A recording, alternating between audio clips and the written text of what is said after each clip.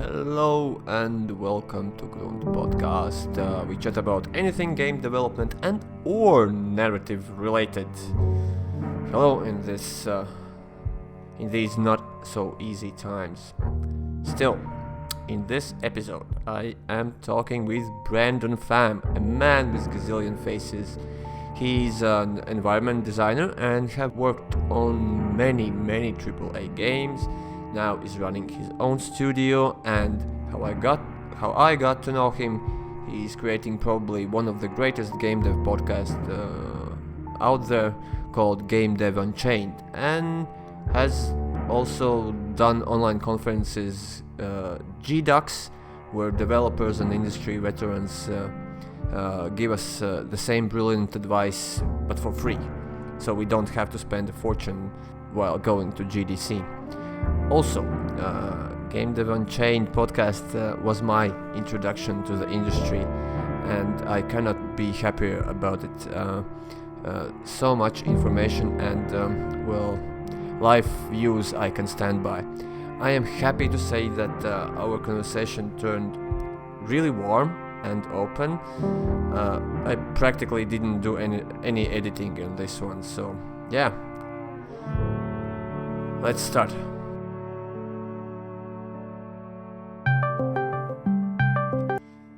Oh my god.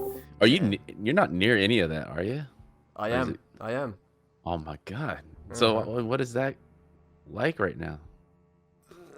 Well, I'm not in Ukraine, so that's good. But Belarus is also neighboring country of Lithuania and Latvia, so we are the next in line. Oh my god. Yeah, it's shit. Thank you so much that you agreed to talk with a small indie from nowhere. I actually, when about 3 years ago, I started to work on prototype then and actually learn an engine, and I started to consume every bit of game dev related content, and GameDev Unchained became number one podcast to listen then.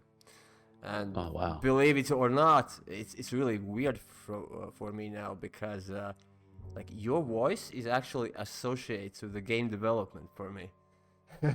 Oh damn. So I Well, thank you. binge listened to like gazillion episodes.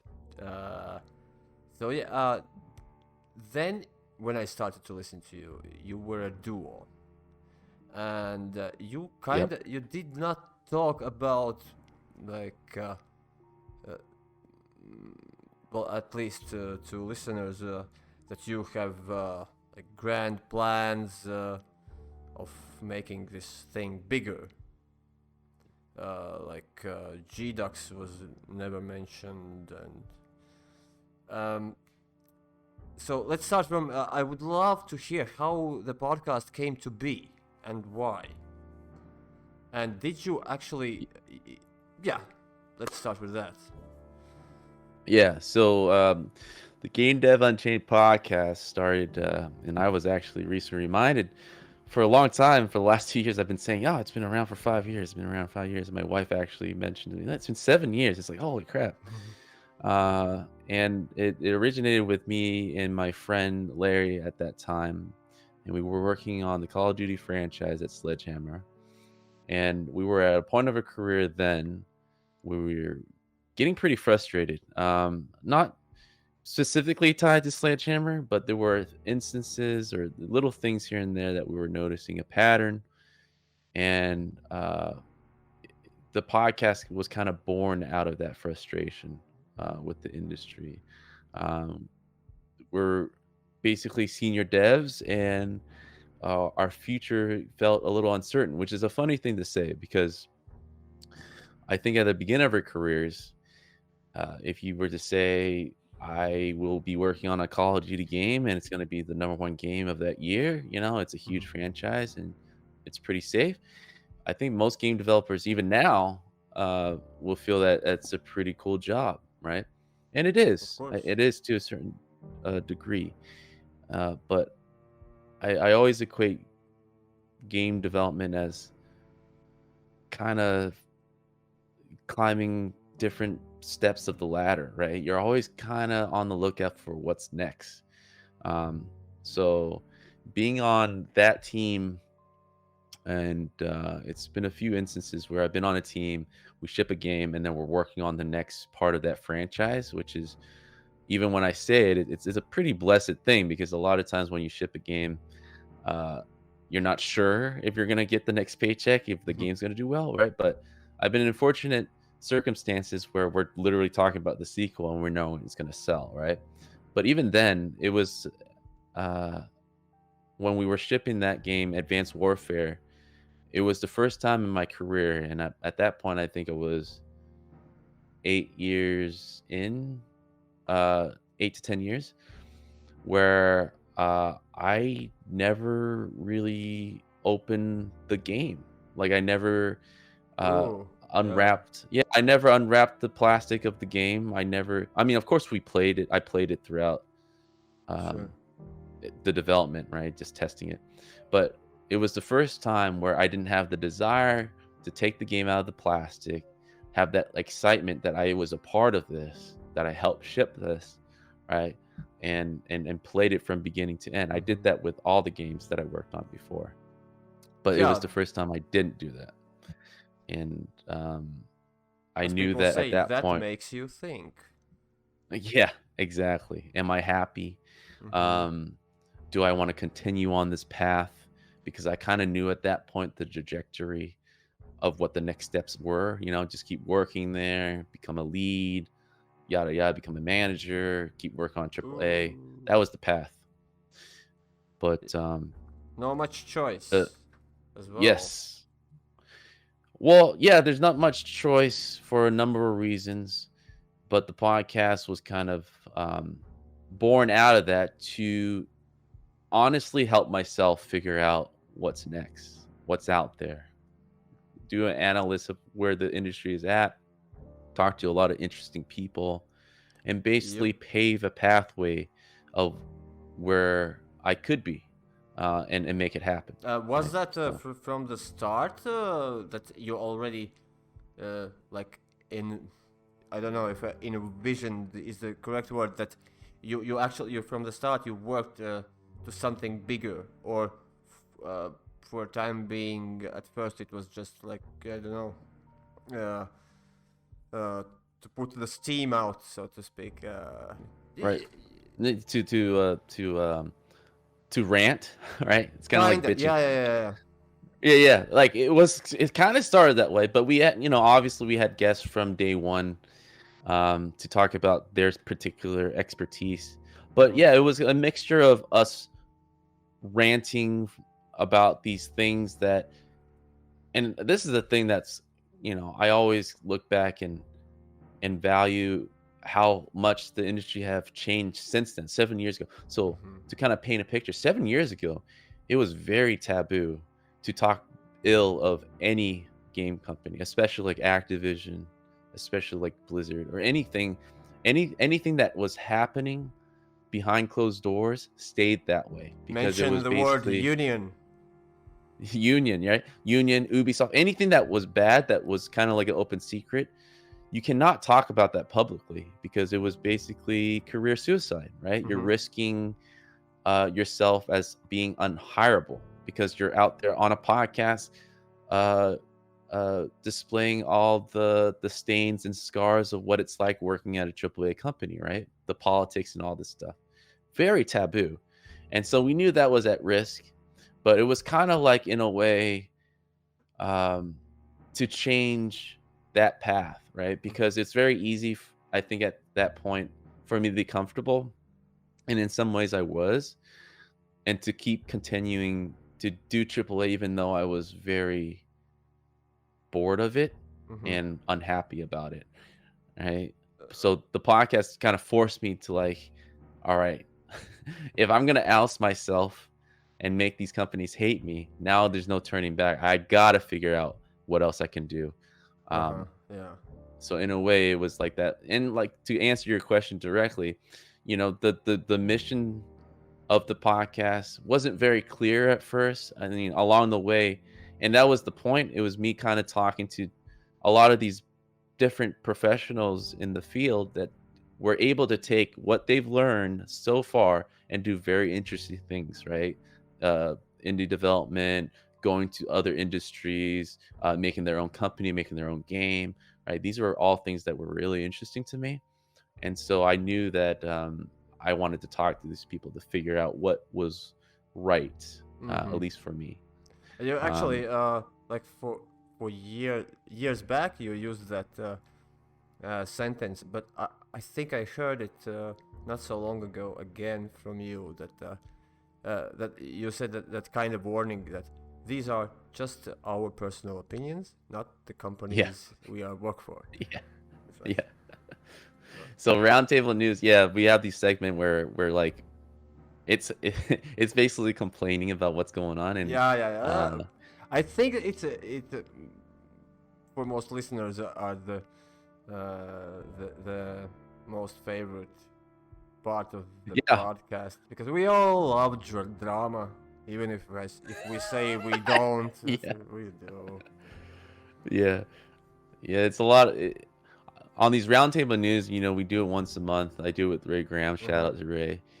And it is the time where I kind of am able to let loose and kind of talk freely about my thoughts. Because when I do interviews, obviously I want to be professional and be respectful. Of course. Respecting, who's on, and to ask them about them. So I don't really share too much of what I feel. And I'm just basically staying curious, right? But with Roundtable, I'm there with my friend, and I kind of make it feel like I'm just talking to my friend about these things. It does feel basically like making like laugh. that. Well, Yeah, probably, my whole goal is to make him laugh the whole time. Yeah. The best thing probably would be if you both had 2 or 3 beers before that. Then it would be the super show. Oh man, it'd be too chill. I'll be, like with alcohol. At least I don't drink that much, but I know my personality with alcohol. It's just more of me. I don't know if it's a good thing or bad thing, but it's basically I have no filter Probably when it both. comes to, yeah. So this is a little fun thing, but yeah, I always try to say that because, right now, currently, thankfully, I don't work for anyone but for myself. So, I still want to protect, It's weird that we're in a time where we have to say that, right? Where it's like, of course, it's my opinion, right? But now we're working at different places, and people do get fired for that, for expressing their own opinion when they're not at work, right? And that's the world. The world has changed, right? Yeah, especially now with some things go too far in judging others. Do you actually maybe do you know that someone has had problems after your show? After they came on? Yeah. Like, well, I can share a funny story. So it was way a few years, like near the beginning, probably episode 100. I'll find the episode specifically, so that you can link it or whatever. But we had like an ex-Valve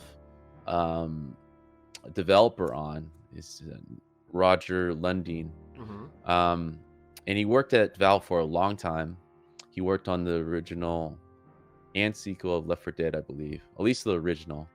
And he went over to Turtle Rock. That's where I met him, to work on Evolve. And I had him on, and his brother is a software engineer at Valve. So both brothers worked there at one point, but his brother stayed back, and he was like the number 40, right? Imagine that, being number like 10 or 12 at Valve. And what that means is that he was the 12th employee who was hired full-time at Valve. So he's been there since the beginning. Very important guy, right? So as brothers do, they share information. And Roger was on. He made a mention that what game was it? But it was a very popular indie game at that point. And it was rumored they were making a sequel, but no one has heard from them. And Roger was mentioning how Valve just bought them or something like that. The original creators. And the license is still up for grabs or whatever the point, right? They took the original developers and absorbed them in Valve. Apparently, that wasn't news yet, right? Apparently, that wasn't public, and we it was our first time on the podcast that we broke a story, which means we were the first one Yay. to announce something. It was I think it was called Kerbal Space Program. Yeah, Kerbal Yeah. Space Yeah, Program. they were bought. Yeah.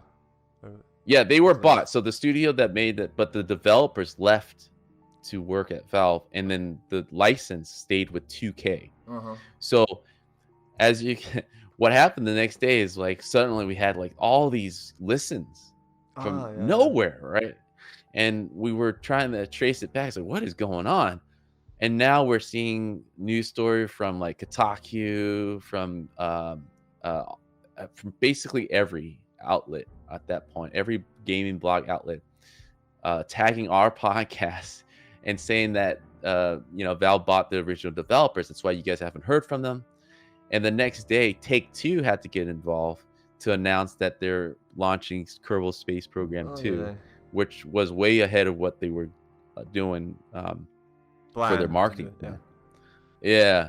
So it was a really cool moment because we saw our podcast everywhere, and people were, even if they were just listening to that one little part that Larry and I didn't even catch, right? We didn't even know that it was a thing.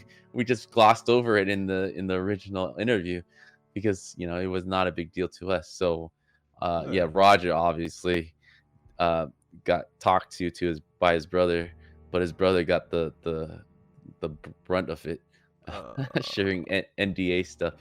But that was like, but there was no one telling us to take off the podcast. No, no that one would reached be a out to us. disaster then. Right. Yeah, of course. So we weren't in trouble, but we got people in trouble for sure. So that was the cool stuff. Cool. Way back then.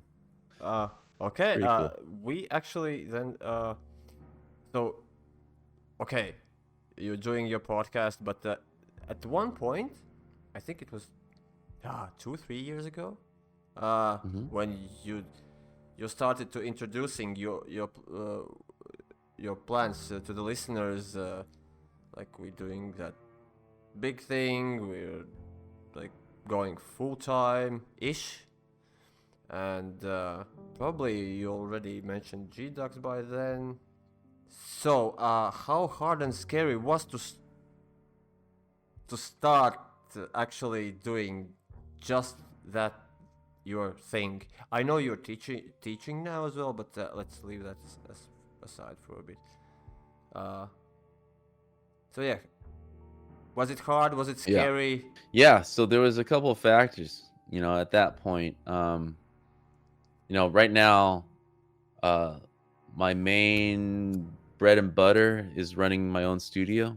It's called GDUX. We help with a lot of AAA companies doing code development stuff, which means we're kind of like integrated with their team, and we have our group of professionals in there to help ship, next gen games basically. So that was at that point where I was like, all right, I can quit my day job, right? I can focus on growing the studio. At the same time, I was wrong then. grow the podcast. Yeah, grow the podcast and concentrate. Now I have more time than ever, right? I don't have to go to an office, So basically we were doing remote at GDUX before remote was cool. This is like 2-3 years before the pandemic, right? And so like that was a chance for me to kind of look at the podcast and all right, what are the next steps. So in that period, if longtime listeners were a part of this, I thank you for you guys' support. We were testing a lot of things, right? We were like making videos every day. We were podcasting or making content every day for like 2-3 months, right? And it was just to kind of see, all right, what direction we want to go? How much time consumption is that? Is the output and the results of people engaging worth the energy, right?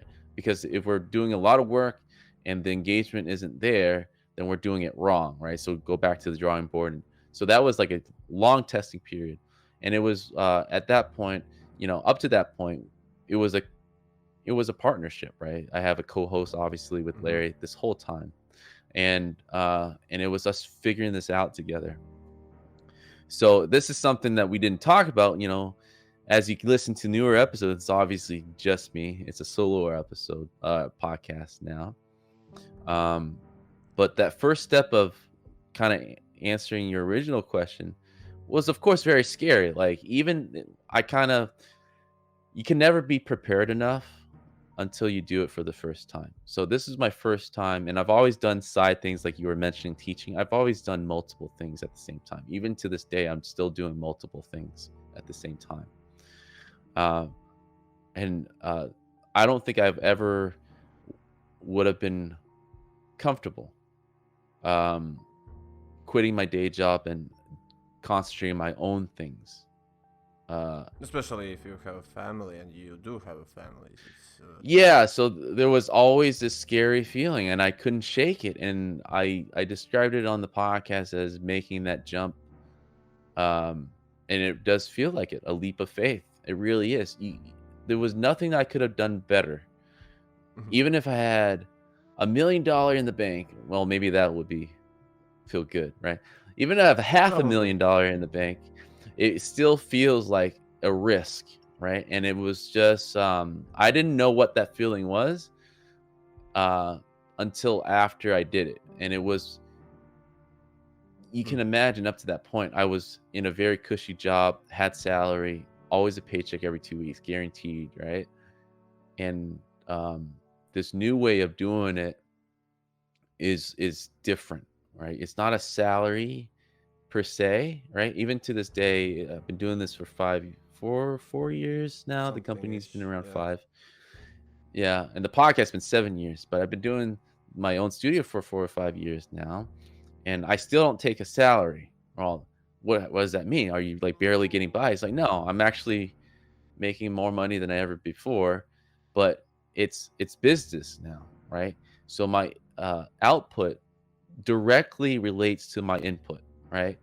So if I decide to work harder this month than last month, I will see that result directly in my bank, right? So that's a completely different mindset.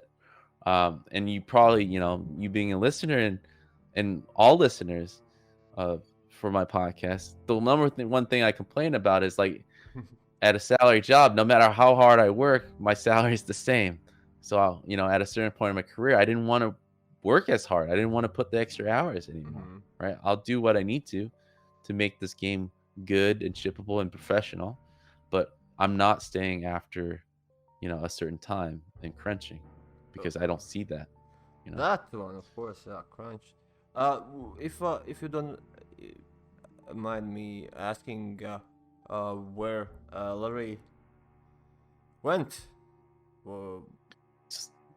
because I missed. So Larry is, yeah, I know, right? So Larry is a great designer. He's a lead level designer now over at Striking Distance. So they announced their game, I think, a couple years ago, Callisto Protocol. So it's a studio. It's under the PUBG corporate company. So it's a PUBG studio. Oh. Yeah, huge game. Check it out. He's a lead level designer there. But the main reason why, that partnership kind of ended, unfortunately, is because, at that point I was full time, right? And he just had this opportunity, which I don't blame him. It was a great opportunity to work on this kick-ass AAA game. And it was just a diverging path, right? So I was at a point where, because to make the podcast work, I mean, Larry and I worked together at 3 different companies at that point, but there were some companies that we didn't work at. And in this case, he would have worked at a different company than I was, right? So our time would be different. And so up to that point, before I was full time, we always would have to find like weird hours in the day to kind of record together. Basically 8 p.m., sometimes like late 10 p.m., right? And that is understandable because obviously we have day jobs and stuff to take care of. And we did that for 2-3 years, right? Because we wanted to. And it was a struggle, but we were just at a point where if he, of course, had to take that job, it's awesome. It's a great opportunity. I would be the one kind of sacrificing to stay up late and carry a lot of the weight to Mm-hmm. kind of make things work, right? And it's kind of risky too, right? For him to continue doing the podcast. I think Uh, it, Risky, you mean? well, I Because mean, he's at a what? triple A. Yeah. You can't go triple A. Yeah, for other reasons. I mean, in the end, we could have made it work, but I was at a point where like I kind of, because I've been sacrificing so much family time too. I was like, I don't want to stay up late. I want to clock out at 5. I'm running my business. I'm doing all this stuff. I kind of want to live my life after 5. I'm getting older. You know what I mean? So I was like, I think this is just where we just end it as a partnership, and I'll just carry it on because I have more time to do it. And that's what we did. Um, you know, uh, it was mutual. It was hard, obviously. We've done this for a long time. It was weird. If you guys kind of listen, and I, in retrospect, should have done a better job, kind of sharing information, but I didn't feel right, kind of giving just a one-sided story to that. And it And was just a right, weird period. right Yeah. away, you probably also nobody can actually find the right words. Anyways, you have to sleep Yeah, on it it. was tough. It was tough. So my way of dealing with that was like, let me ignore it a little. When I'm ready to talk about it, I can talk about it. So And even to this day, I don't think everyone has the full picture of what happened. yeah, And yeah. I owe an episode to people. Welcome to our gossip channel. I know, right? But you are in on a good terms still. Like, Yeah, we're yeah, we're fine terms. I mean, we recently, yeah, had a friend get married, and we were bachelors. You know, we're helping him, so we hung out like a few months ago. awesome. Very awesome. Actually, one of the next questions were that you already told us about that you have a studio, and you manage it, or you actually also actively you're environmental artist? Yes. That's a funny thing. All right, so I'm a co-founder. So it's myself and my partner Leo Gonzalez. We worked together at a different company way back, and we just kept in touch, and um, we formed the studio. Mhm. So a lot of my responsibilities now is like, well, to be honest, my background is environment art. I've always done Yeah. that, but I haven't modeled or did any art for like the last 3-4 years. So Dude, I'm gonna cry again. It's like I will drown in tears. Come on. yes, but like but I am finding that rhythm again, and we're at a place where we're creating our own IPs, instead of Huh. just doing co-development, and basically rolling up my sleeve and starting again. But it's one of those things where uh yeah, as you climb up, getting more manager role, and in this Mhm. case running a business and managing a company, there's a lot of other responsibilities that takes up my day. And I didn't go to business school, so a lot of this is learning as we're going, and thankfully we've been very fortunate, uh because we haven't taken any investment. We've been profitable since day one. It's not like Nice. me and him took out our savings account and bet our whole life on it. No, we had a client day one, uh, actually working with Epic, and we've been working on Oh, projects that oh, way, and oh. slowly been building up since then. With many other AAA companies, a lot of games that we're working on are coming out on the new systems, and we've been very lucky in that way. It And sounds like you're set. Like, well, that's what I mean. It is weird. So when I was kind of tying back to what I was saying at the beginning, 7 years ago, I didn't know what my next stage was. mhm. And the podcast, as much as I love hearing listeners uh, benefiting from the content, right? For me, it was selfishly me just trying to figure things out. All right. And along the way, I was able to kind of talk to a lot of people and I think that helped me a lot with when I was able to do this. Of course, you're So, educating yourself as well and get to know yourself as well. In the end, like all practically all things we do, we can look from one side and call it that selfish. Uh, mhm. so I think you're good. Uh, when I spoke with you via email, uh, I also spoke with your wife. Is that right? Mhm. So, do I understand correctly that podcasting things are actually now a family-run event? Technically, yeah. So for the longest time, the podcast was basically a two-man operation, right? Larry Mm-hmm. and myself, and then eventually just me. And so I was doing a lot of the work, and so my most recent burnout was basically in November, right? So from November to February, right? I didn't upload any episode. The first time in 7 years where I missed a weekly upload, right?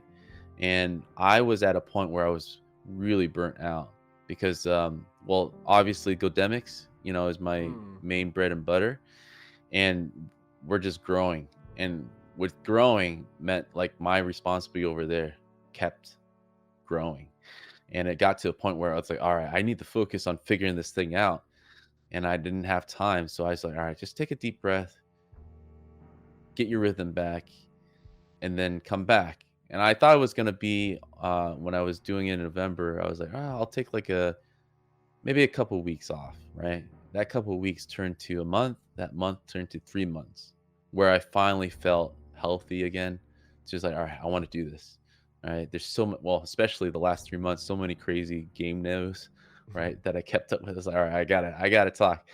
Um, NFT, blockchain, Oh, Activision being oh, bought out oh, by Microsoft, Bungie being sold to Sony, the metaverse, Facebook. It's so much in 3 months. I was like, all right, I have to talk about this. And so Akio is my wife. She has a graphic design background, and she's really good with the social media marketing stuff. And she volunteered to kind of help. It's like, all right, I'm at a point where the podcast it just needs more people. It can't be Mhm. just me, especially how my time is so limited now, doing a million things. And she's been the last 2 weeks officially started. Um, have been pushing a lot of this. It's the reason why, if you guys are following me on Instagram or anything, like there's actually updates now. Like before, it's just blank, right? She's the reason why, and she's kind of holding me accountable when I don't stay on top of things. So yeah, it's Well, man, becoming a thing. just what I remember, I first time I went to GameDev Unchained website. Now I have it open as well. It's like on the top you see games recap, art boost, la la la la, and then those gazillion icons of social platforms. Damn, to keep everything there up to date is like it's mind-boggling job. So much to do. So Oh yeah. and how the GDUX going? Yes. So the GDUX was what's funny is that uh I was looking at all the conferences, right? At that point, before COVID, right? Everything was like showing up at physical location, which has its advantages, obviously. I For still love meeting thousands people of in person. dollars, if I'm not. Thousands of dollars, people have to fly in, get hotels, and it was hard meeting people. Even Mhm. if you do show up, there's thousands of people trying to meet that one person. I was like, oh, this can be done so much better, right? Because in the end, a lot of information can be done live on the online, right? Mhm. So that's where GDUX came in. It's like, hey man, we know a lot of cool people that we met over the years. Let's get them all together. Let's talk about like important topics. Let's pick a topic that matters, and then have people, professionals, come together and do this for free. Just have this live and just stream. And that's what GDUX is, GameDev Unchained Expo, right? It's kind of the short version of what Yeah. GDUX is. Yeah. So, it's again because of this curiosity of mine. I never done event planning. I don't know what it's like to gather 20 people. I don't know what it's like doing live production where you're trying to get one person on camera and another one waiting on the side, and then when it's time, bring them in, right? It was a whole new challenge that we were signing up for. And it was one of those experimentation stuff, right? And we did the first one, and it was good. It was like people showed up, all the guests made meaningful talks, we were able to share it, we had sponsors, it was exciting, it was different, right? At that point, no one ever heard really of an online conference, and we were like the first ones to kind of really do it, And free. and Yeah. make it free, right? And then the pandemic happened, like basically right after, and which is great because now all the other conference, everybody and their mom had a conference. It's like, all right, cool. So like, this happened, right? I don't want to take credit for it, because obviously people came to the same conclusion, but I was proud to kind of say, hey, we kind of saw this happen, and then it happened, right? This was the way and should be the way of doing things. And then I went ahead and did 2 more of that, and I got a little better each time, organizing, topic sharing, live streaming. The sets got more complex, right? I made like a 3D background where I'm sitting, and it was kind of cool. I was like, oh, this is kind of fun. That sounded like Yeah. like first grader saying. Yeah. I have a new background. That's cool. Yeah, that's cool. It's I'm sitting in like a 3D background and it looked believable, right? It was cool. But that was the online conference, and now now it's pretty normal to have an online conference. I mean, most people were only meeting on Zoom for like 2 years straight. So I'm very proud of it, and at some point, I want to bring it back, but like I got to update the format. I can't do the same thing, right? So now it's like, on pause. It's on pause because I am not playing in the next one. I do want to do one for this year, but I'm slowly getting back on the wagon, right? Because I was burned out 3 months ago. Yeah. It's So, just February. right, but then I definitely see, because when people were tuning in, and a lot of people, sponsors and listeners and viewers, there's a part of it, but there's a lot of massaging still that I need to like figure out. What is the capacity of people sitting through 5 lectures? You know what I mean? Oh, yeah. There's got to be a better way of doing it. So I got to revisit that when I can, and update the format. Because in the end, all I really want is a place for our listeners, right, to kind of get together one time a year, right? And basically be a hub for a lot of us. Well, because a lot of listeners don't know each other. Good luck. Thank you and good luck. And it totally is not one person operation. It's blah. But talking about your studio, you said that you're developing IPs of your own. Probably, I guess. You won't tell me what you're working on. But genre maybe, and maybe I can ask even more clever question. No, it doesn't come to me now. I can tell you this. Where I am right now, I even forget my age sometimes, but right now I'm 35, 36, right? I've been in the industry since I was 22. Yeah, that's right. I actually thought that you're older. I know, right? A lot of people think I'm older. I do feel old, and a lot of it is because I got married really young. I got married when I was 21, 22. I think 22. I got married 22. Yeah, I got married 22. I had kids basically when my first kid was 24. My second kid when I was like 30, right? So I got Jeez. I basically live my life backwards. I live my 30s and my 20s is the best way to think about it. So in 10 years time you'll buy yourself a cabrio and dye your hair, something like that. Yeah, I know, right? Exactly, right? So yeah, I'm going through my midlife crisis right now. Um and uh and so I'm at an age where yeah, I contributed to a lot of people's games. You know, I am a professional. I created a studio, yes, finally. A lot of it I do kind of credit to creating the podcast and learning from people. Like I do think a lot of that helped me. And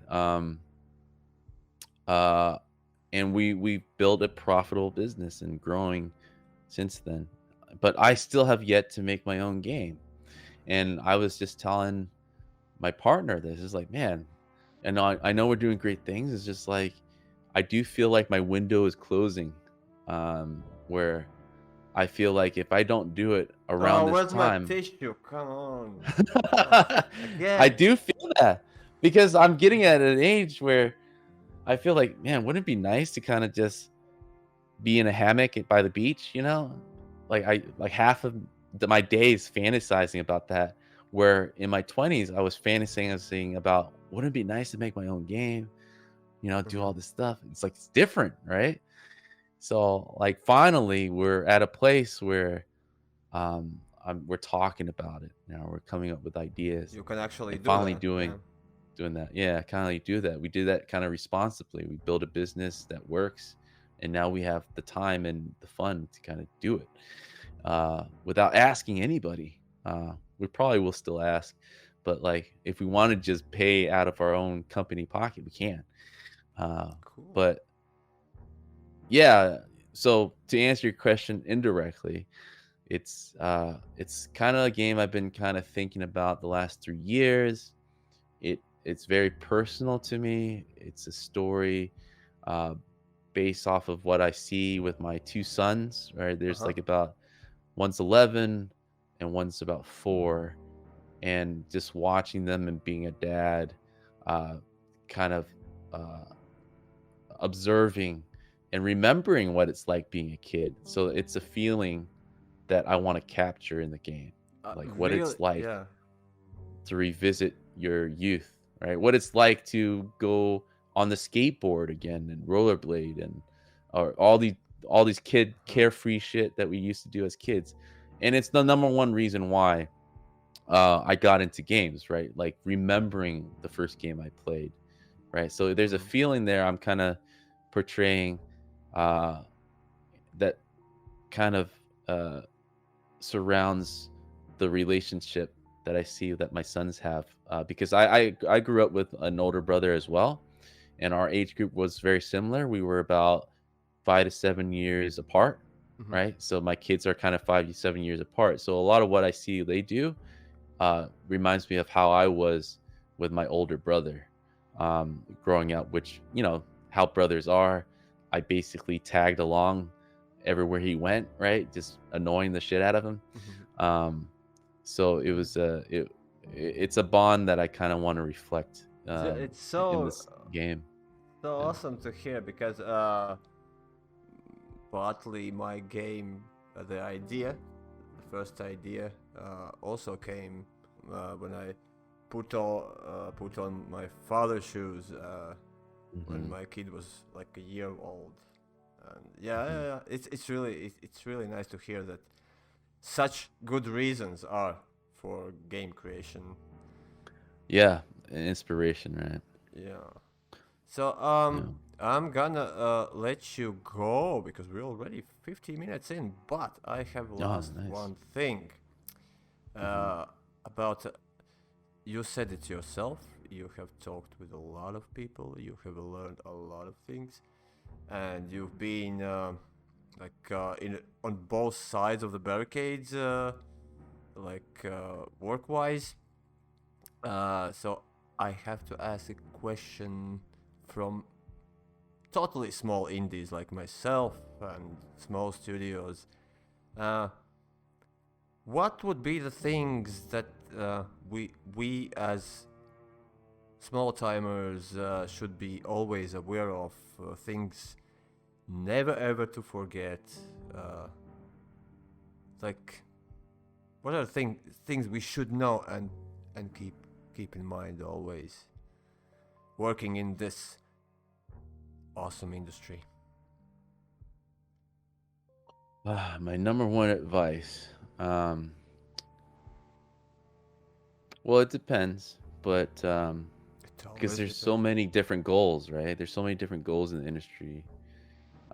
People want to work on small games. People want to work on big games. People want to work on their own game. Uh, I think the main thing, and this is true since college, the main thing if you want to be successful in this industry is to uh, cherish the friendships that you've made. Mm-hmm. You know, any networking um, is the most important thing, because if I think back how I was able to be uh, somewhat successful um, going through this industry, was because a lot of the friends I made throughout the way. My friends helped me get that job that I wanted, right? My friend helped me get that other job that I wanted. My friend uh, helped me build this business that I am now on. My friend helped me started a podcast. Mm-hmm. Uh, and even to today, my friend is helping me uh, with this passion project that I have going, right? So uh, it was never me doing things alone. Like, even to this point, like, I guess, my wife isn't just my friend, she's my wife. She's helping me kind of find inspiration back into podcast again, where I felt like burnt out 3 months ago. So I think really remembering the people that you have fun with, right? And wanting to maintain that relationship and involve them in everything that you do, that's the spirit of being a game developer, because you're Ooh, I lost you. like, people are making their game never gonna really alone from beginning to end. Like, yeah, for some people that works, but I think for most people it's it's fun to kind of bounce ideas off with a friend Mm-hmm. and then make something together, right? I think that's what a game developer is about. um, and I would highly advise, if you want to be successful, start talking to people in the industry, start maintaining that friendship, for the fun of it, and not just for trying to get into their company or whatever. Like, really find people that are like you, that you can hang with, Mm-hmm. and just keep building that network up, because there's so many times in different occasions. I mean, we had like a business meeting with a big client the other day, and out of the blue, one of our managers knew their manager, and that made that meeting very easy. All right, it Yeah. wasn't two strangers talking. It was like they literally are best friends. Mm-hmm. But because it, a lot of NDA, they couldn't tell each other, like, oh, we're meeting with this or that, right? Mm-hmm. So it was completely out of the blue and surprised that they saw each other. And it was really cool. It just really reminds you, it's like, hey, it's a very small industry. Everybody knows each other. So in the same way I say, cherish your friends, you know, also be mindful of people you don't like. You don't want to burn that bridge, because they do come back. Because it's so small. So if you make enemies, it's gonna make it tougher for you later. Then make sure Um, they die. yeah, make sure they're dead. Yeah. Double tap, if that's the case. Burn that bridge, and make sure it's all on fire. Yeah. But in most cases, uh, you know, it's a people business. It really is. It really is a people business. Um, Even if you want to make your own game from scratch and share it with nobody, right? And tell no one in the world, that's never the case, right? You're gonna Never, of want course. people playing the game, right? So it's a very people first business. Um, And that's probably true for all entertainment, not just games, but games especially. What I found throughout my career, it's Mhm. always been with a friend and had made it fun. That's my favorite part. And my